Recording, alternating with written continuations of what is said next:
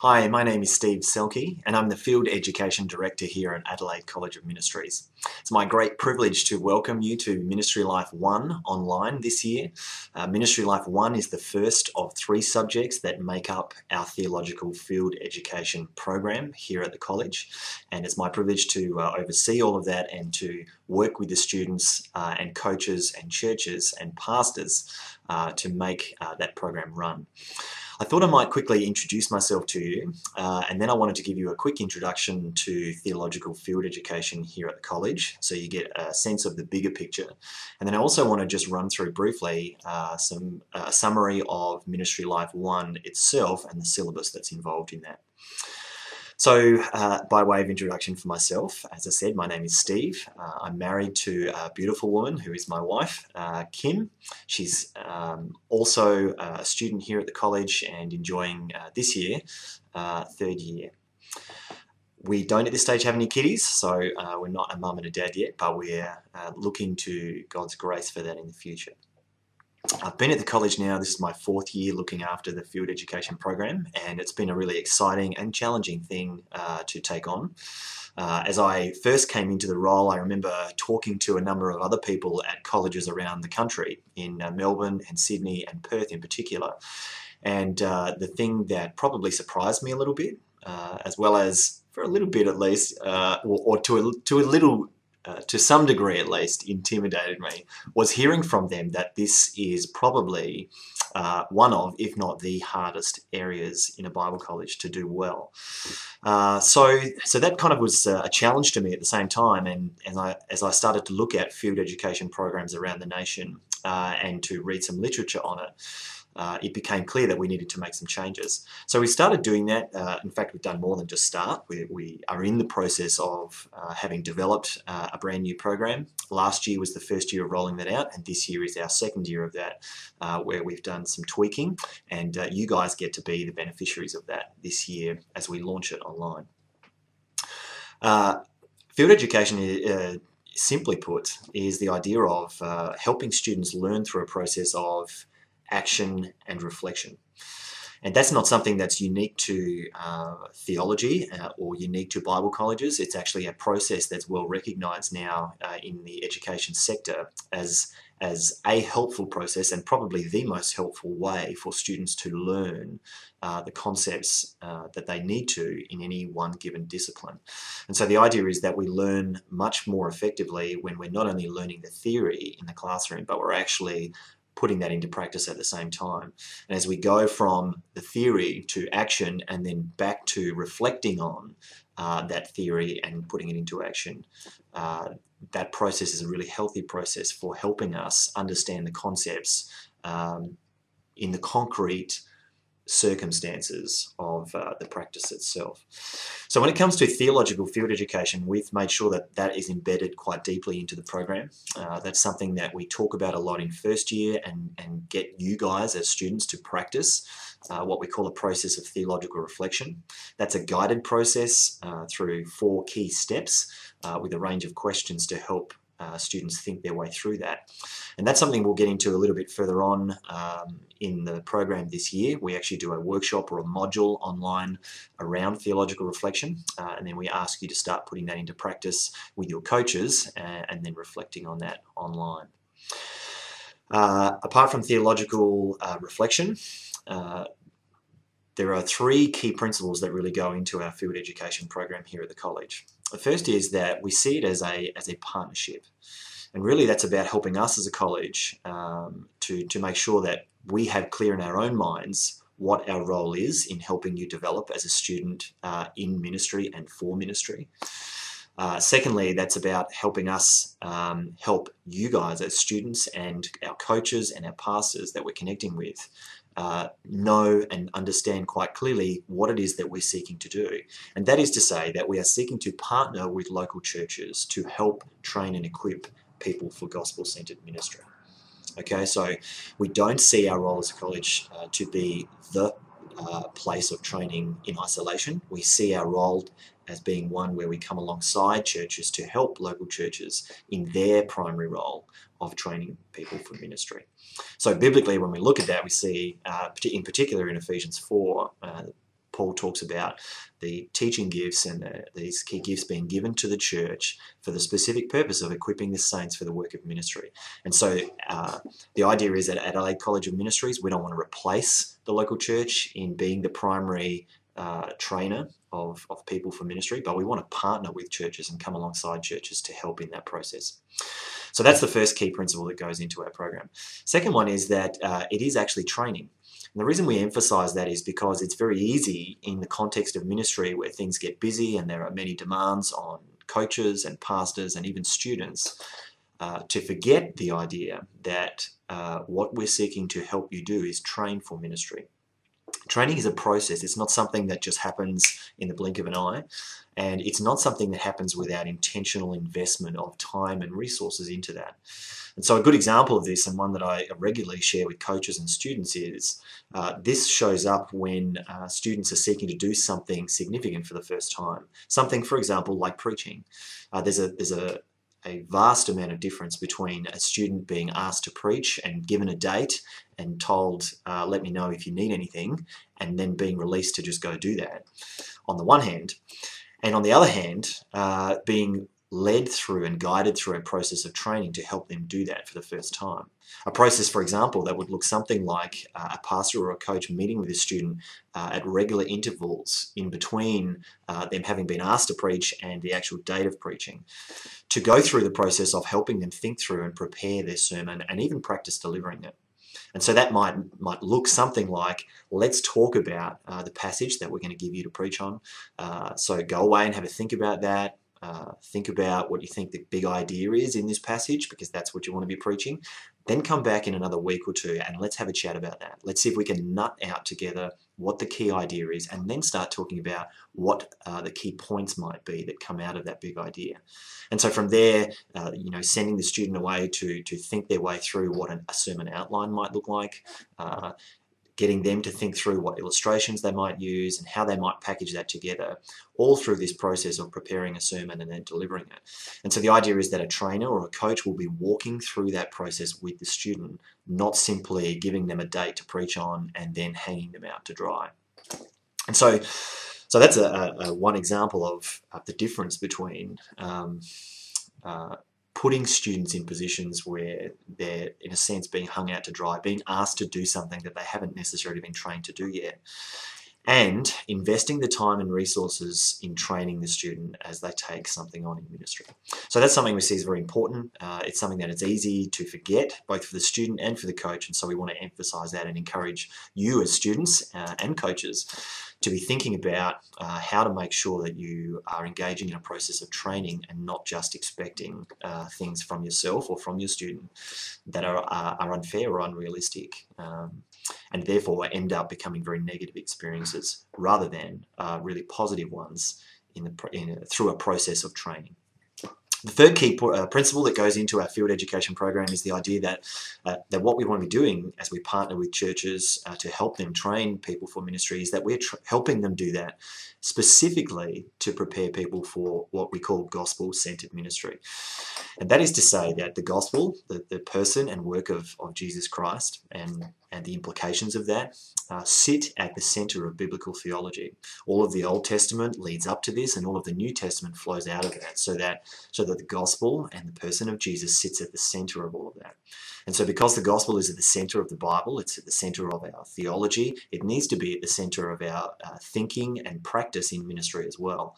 And so when we talk about gospel-centered ministry, what we're saying is the gospel needs to be front and center, central to what we're doing in ministry. It's the gospel that is the power of God to save, Romans 1 tells us, and it is the gospel that informs every area of our lives. It's out of the gospel that all of our philosophy of ministry and our practice of ministry needs to flow, so that we're constantly bringing ourselves back to the center. And by doing that, it means that we protect against losing the center in the midst of doing ministry. And that's something that's easy to do.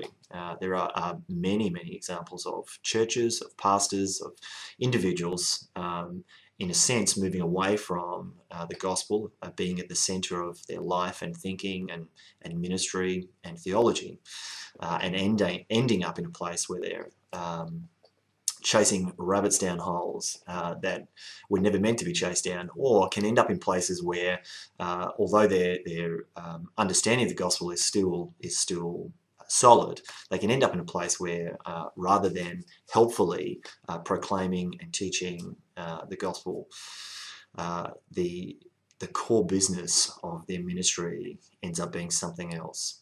And so some examples of that are people that will land in a place where social justice ends up being the key thing that the church needs to do, or chasing after signs and wonders becomes the key thing that the church needs to do. And I don't say those things to have a crack at anybody or any churches, because that's definitely not what we're seeking to do. But what we are seeking to do is make sure that wherever your church is at, wherever you're at as an individual, wherever we're at as coaches and pastors and people engaged in ministry, we can all agree that the gospel sits at the centre of who we are, what we're about. In our theology, in our thinking, and our practice. And so we want to make sure that that's front and centre as a college as well. So those are the three key principles: partnership, the relationship between the college and church in the midst of helping train people. Secondly, training. It is training. It's not right for us to expect you as students, or for us as coaches and mentors, to expect students to be already trained to do the things that we might want them to do in ministry. And then thirdly, we're talking about gospel-centered ministry. So how do we keep the gospel front and centre in the midst of ministry? Okay, that's a bit of a rundown of our theological field education program and the principles behind it. In terms of how the program's made up, we have first year, second year and third year subjects. So we have Ministry Life 1, 2 and 3. You may only be doing Ministry Life 1 with us, and that's fine, because we build a foundation in the first year and then we continue to build on that in second year and third year. There are 4 key areas that run through each of those 3 year levels that we continue to build on each year. The first one is we want to be helping you grow in your relationship with God. And so we want to see you develop personally and spiritually in a relationship with God. And so we have some workshops geared around that, and some things that we'll be talking about in the midst of our workshops and our modules together, and that you'll be reflecting on in your online discussions together as online students, that are geared towards helping you develop personally and spiritually. So that's the first key area, is your relationship with God. The second key area is your ability to do ministry one-to-one with other people. And so that starts in first year with looking at what are some key principles for discipleship and mentoring. And then in second year and third year, we build on that to make sure that you are demonstrating those skills and you're actively discipling someone. That could be part of what you do in your ministry already, and if so, fantastic, we want you to keep doing that. It may be something that you want to take on this year as part of Ministry Life Online. Again, would encourage you to do that, because it's such a fundamental part of ministry. But either way, we see it as a key element in our theological field education, and so that's the second area that we make sure we spend some time helping you develop in, your ability to do one-to-one ministry. One of the things that flows out of that for you this year in your workshops is that in fourth term, we'll have a workshop on specifically one-to-one Bible reading. Okay, and that's a workshop where we'll have a guest speaker come in. Craig Broman's his name, and you may have heard of him if you're in Adelaide. He looks after City Bible Forum here, and he's going to help us think through what does it look like to read the Bible one-to-one with people. So that's something we'll record for you for the online, for you guys as online students. You'll be able to observe that, and then there'll be some reflection that you need to do online. But that's just one example of how that plays out this year. So your relationship with God, firstly. Secondly, your ability to do ministry one-to-one with people. And then thirdly, your ability to do ministry with groups of people, be they small groups, and so that covers things like Bible study groups and missional communities and things like that, or large groups like gatherings on Sunday mornings when we have our services and our congregations meet together. So that's the third key area. We want to help you grow in your ability to do that and minister to groups of people well. So we talk about some basic skills in first year and some basic stuff in this year, and lay some foundations. And then in second and third year, if you choose to go on with Ministry Life, you actually build on those in more specific skill sets. And the final area, the fourth area, is your ability to do ministry with other people. Okay, so we want you to get used to the idea of interacting in teams to be able to do ministry. And so that starts in first year with the requirement for you to be involved in a ministry team in some way. And then in second and third year, that we build on that, so that in second year you need to take some kind of role in leadership of a group in some way, of a team of ministry. And then in third year, you need to be able to demonstrate and be able to start putting into practice the idea of training people in ministry. So the beginnings of learning how to coach other people in ministry the way you're perhaps being coached this year. And the idea behind that is that not only are you getting used to working with other people, but you're actually getting used to raising up the next generation of gospel ministry workers behind you. You're tapping people on the shoulder, you're encouraging them and taking them along for the ride, helping them develop and train and grow to be effective ministers of the gospel. So those are the 4 key areas that run through each of the ministry life subjects and that we're going to look at this year. Your relationship with God, so your development personally, spiritually, your ability to do one-to-one ministry with others, your ability to do ministry with groups of people or two groups of people, minister to them, and then finally your ability to do ministry in teams with other people. So if you have a look at your workshop schedule, you'll see how that plays out for the year. In the first term, we're going to be looking largely at personal and ministry development. So that's that first key area. And the idea is that we'll spend some time thinking through what does it mean to set goals, what does it mean to set some strategy to achieve goals, and then thirdly, what does it look like to be disciplined in the way that we go about putting that into practice. And during those 3 workshops, that'll be weeks 3 and 5 and 7 for this term, term 1, we'll be also seeking to put that into practice with your ministry development plans. I'll explain a little bit more about that in just a moment. The idea in second term is then that we start looking at some ministry foundations, some reflective ministry. What is the gospel, for starters? Let's be clear about that, because sometimes we're not. Secondly, what's the mission? What's the key purpose of the church? And then thirdly, we're going to look at this theological reflection process whereby you will begin to learn to stop and reflect well on the ministry experiences that you're having. So effectively, you'll take a specific ministry experience, you'll run it through this grid of theological reflection, and learn to begin reflecting on what you're doing biblically so that you can then improve the way you go about doing ministry. We've actually found that to be a really, really helpful process for students, and the feedback from our students has been that this has been a really key part of ministry formation for them. So I want to encourage you to engage with that when we get to that. And then we're going to give you 3 chances to practice that with your coach. So at the end of second term, at the end of third term, then and at the end of fourth term, you'll run through a theological reflection exercise with your coach. After you've done that and you've debriefed with your coach on that, you'll then post a reflection online. And so that'll be your online interaction for that, for those weeks. Workshops or modules are going to run every fortnight, so they won't be every week, but every second week. And you'll see in term 3 then, as we keep going through those, we start to look at this Gospel in Life course, which is a small group, DVD-based small group study that Tim Keller has put together. We're going to pick the bones out of that and look at some of his key sessions on DVD, talk about some questions that come out of that, and specifically think through what are the implications of this stuff for our ministry. Then you're going to be reflecting on a couple of key questions online, and so that'll be your online interaction then for term 3 as we go through that Gospel in Life series. And then the last term we look at a few more practical skills. Okay, so specifically we look at evangelism, we look at discipleship mentoring, and we look at one-to-one Bible reading.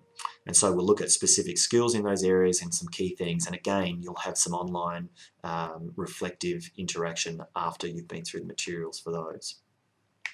As I said, the workshops will run once a fortnight. The workshops here on campus run once a fortnight, and so your modules will mirror that, and they'll run once a fortnight online. Because we have some guest speakers come in at various times, what I'll be doing is developing your modules so that they'll go up on the Friday of the week that we have the workshop, and you'll then have a week to respond and reflect online. And then you'll have another week after that to start interacting with the reading materials which are already set for you in preparation for your next module, which will be posted and ready to go online the following fortnight on the Friday. So Friday is when the modules will go up of the week that the workshops are held in. They're always held in odd weeks of term. So that's week 1, 3, 5, and 7 of each of our lecture weeks. And that's for the case for each of our 4 terms. So 4 terms, 4 workshops in each term running on the odd weeks of term. They'll be available online for you to start processing on the Friday. The pre-reading materials will already be identified for you in your workshop schedule, so you can begin reading those in preparation for that, and then you'll have 1 week to respond with your online reflection. In terms of syllabus then for the subject, your assessment is broken up into 2 key parts. 30% of it is your assessment for online interaction, and then 70% of it is your assessment for your ministry practice. In terms of the online interaction, that's going to be based on what we're tracking through in the workshops and modules. So when I say workshops, I'm thinking on-campus workshops that we run here for our Ministry Life students. Your online modules will model or mirror, if you like, these workshops. So your interaction online will be to reflect on some key questions that you're given at the end of each of those modules, so that you'll need to post a reflection, an initial post of your own reflections of 200 words each time, and then you'll have, and those are with you by 10 p.m. on Wednesday of the following week, and then you'll have another couple of days just to respond to other people's posts, and you need to respond a minimum of once, at least to 1 other post by the end of Friday of the following week, again 10 o'clock at night. So you've got a bit of space there to interact with the materials, post your reflection, and then have a couple of days to interact with the reflections that others post. And that's the basis on which you'll be assessed. And that's outlined, what I'm looking for in terms of those posts is outlined first of all in your syllabus, which is already available on Moodle, and I'll post some more specific details about that in the written introduction that you'll see under this module online as well. The other 70% of your grade is all based on your ministry practice, and that is all assessed through your ministry development plan. What we'll do in first term is spend the first term developing your ministry development plan, okay, so putting that together. So you've got a significant space of time there to work through the questions you'll need to work through to be able to set effective goals for yourself, for your ministry for the rest of the year. So the idea is that through the workshops and modules that we'll be doing online together, and in conjunction with your coach, based on the needs of your local church or the place that you're doing your placement in, you'll need to pick 2 key ministry areas, a primary one and a secondary one, where you're going to spend your time. You'll then need to set a ministry development goal for each of those areas, where you articulate how you want to develop over the course of this year. And you'll then need to set a strategy for reaching that goal, where you set specific objectives that you're going to aim to achieve throughout the year to get to that goal by the end of the year.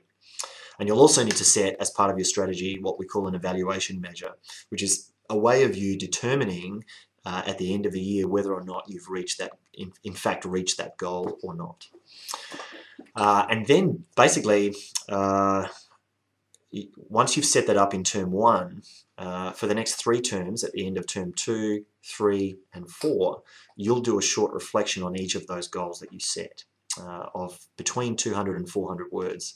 That's something that you'll put in the same document. So your ministry development plan is something that you set up in the first term, and then you use the same document to reflect on each of those goals, on how you're going, how you're progressing towards the goals, and specifically how you can see God developing you in the midst of that.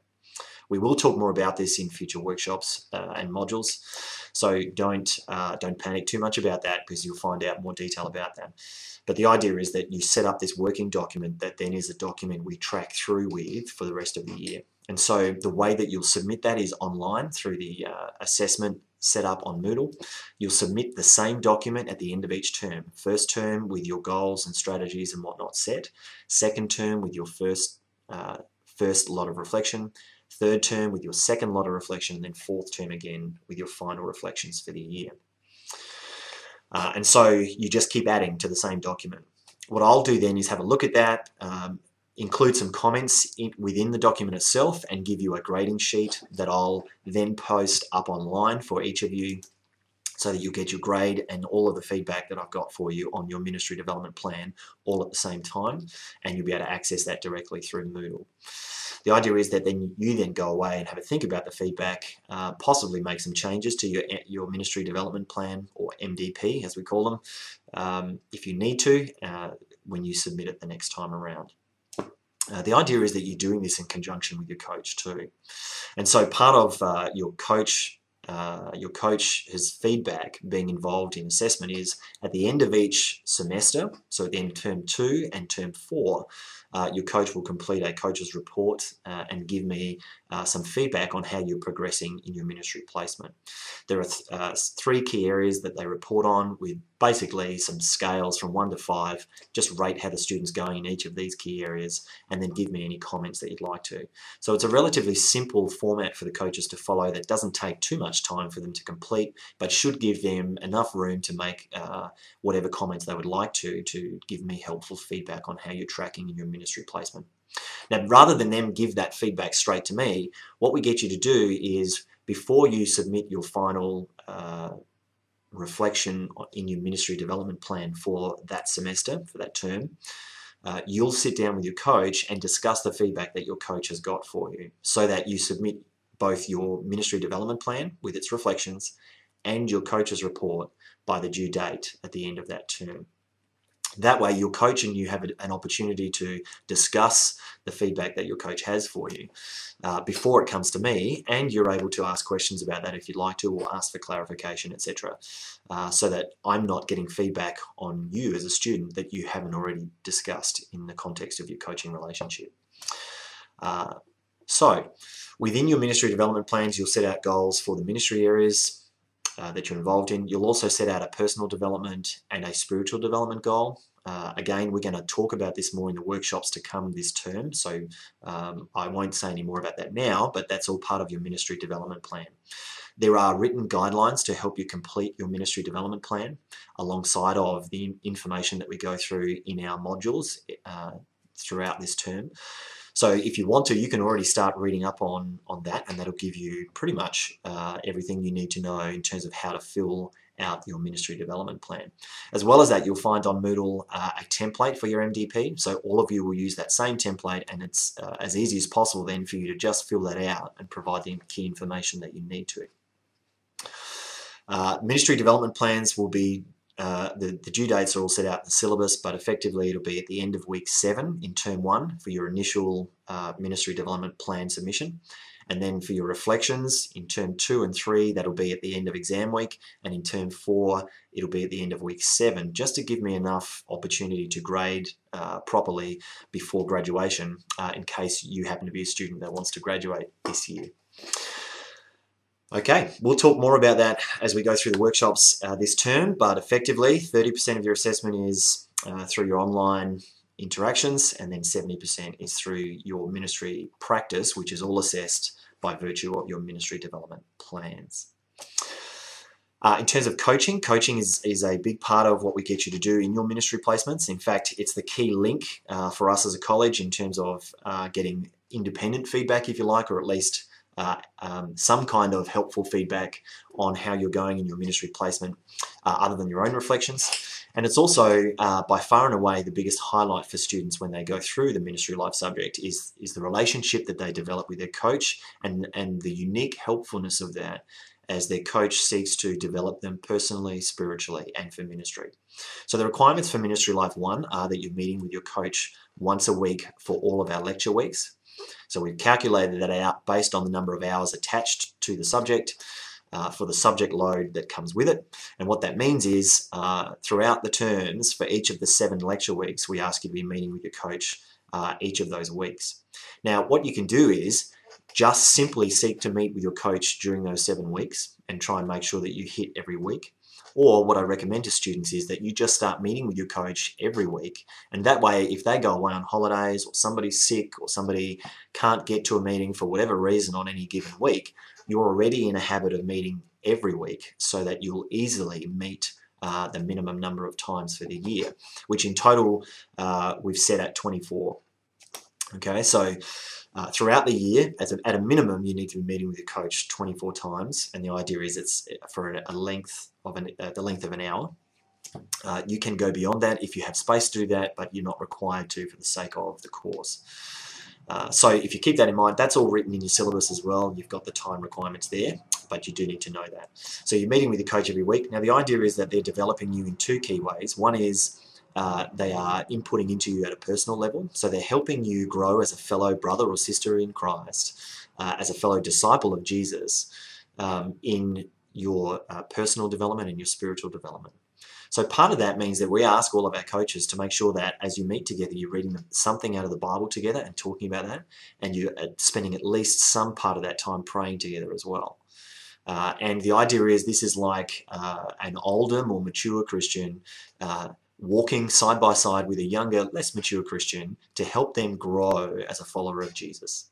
Okay, so that's one side of the coaching. The other side of the coaching is probably more the ministry development side. And what I mean by that is what we're asking your coaches to do is to use their experience and their training in and for ministry to help you work out what you need to be able to work out as you're putting ministry into practice. So for example, when you come across situations in ministry that you're not sure how to respond to, or you're not sure what to do about, you're able to go back to your coach and say, hey, this is what's going on, this is blown up in my face, or this has happened and I'm not sure what to do. And because they've had experience in ministry and had some training in ministry, they're going to be able to effectively help you work out a solution to the situation or the problem that you find yourself in. And so that's why we ask for a reasonable or an appropriate level of ministry experience / training in our coaches before we approve them. So we will need to approve your ministry coach before you set that up. In most cases, I've already had some kind of one-on-one discussion with you, or should have, or will do very shortly. And so we'll already be talking about that stuff, I hope.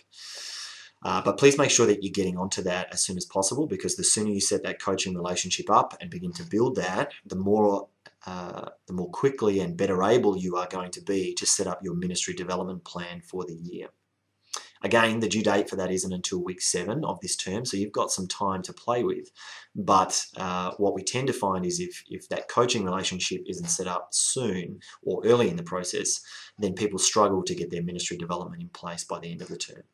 Their ministry development plan in place by the end of the term. So please make sure you're on top of that as early as possible. The last two things to mention are that as part of the requirements for this course, we ask you to do 2 days of what we call swap ministry. That's where you find a place in a ministry team to serve in that involves you serving alongside other Christians from outside of your local church or home ministry scenario. So one of the examples that I often use when I'm talking to guys from Adelaide is that of the Green Team, which is a ministry that's been set up that's multi-denominational, where a bunch of young adult Christians go down to Victor Harbour, where all of our school leavers that are finishing Year 12 tend to gather and party hard. And there's a ministry set up to just look after those young people and protect them from hurting themselves by just providing things like food and water and someone to talk to if they find themselves in a difficult position.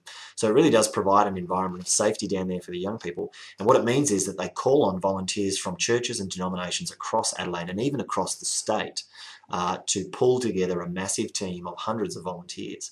And so that's a good example of what would be appropriate for SWAP ministry requirements.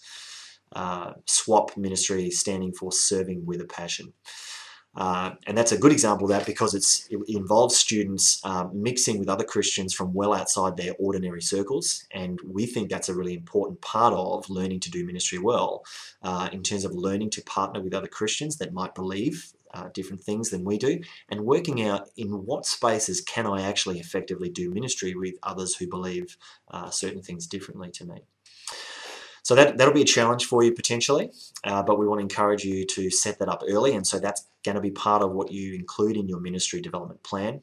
The second requirement is what we call MTE, which is Ministry Training Event, and so we ask you to do another 2 days somewhere across the year. where you find for yourself some kind of ministry training event that you can attend and that you can invite and recruit others to go along with you too. Now, the purpose of that is, again, to get you mixing outside of your ordinary circles where possible, but also to make sure that you are starting to take ownership over finding ministry training experiences for yourself. So developing a habit of in a sense, ministry development or professional development, if you want to think about it in those terms, so that you begin to include that as a regular part of what you do. In addition, we want you to be recruiting people to go with you to that so that, again, you're starting to develop this habit of raising up the next generation of gospel ministry workers behind you. So that's the purpose of that. That's outlined again in your ministry development plan guidelines. So you'll see more about that there. You may have some questions about all of the information that I've just given you. Feel free to watch this again if you need to, or to reverse to certain parts and pick up the key details again. The information itself is in your syllabus, in your Introduction to Theological Field Education, and in the Ministry Development Plan Guidelines. Okay, so you can go to those documents to make sure that you've got all the details you need. If you do have any questions, I'm very much available for you to contact, so please email me, please pick up the phone and call me if that's convenient for you, or send me even a text message. And I'm very happy to do Skype calls as often as you would like to for those students, for all of you that are doing it online. So please feel free to email me to set that up. Okay, well that's probably all I need to tell you at this stage. You might feel like you've just been sucking on a fire hydrant with a whole lot of information coming at you. So encourage you to go away and process that. And again, let me know if you have any questions. As for the rest, I very much look forward to this year with you as we do Ministry Life online together, and pray that your experience in this subject and as you put ministry into practice in your local church setting would be one where you would be grown and developed and shaped more and more into the likeness of Jesus, and an experience for you with your coach and through the online interactions that you very much are able to enjoy. So look forward to the year ahead, and I'm sure we'll talk to each of you again soon. Thanks very much.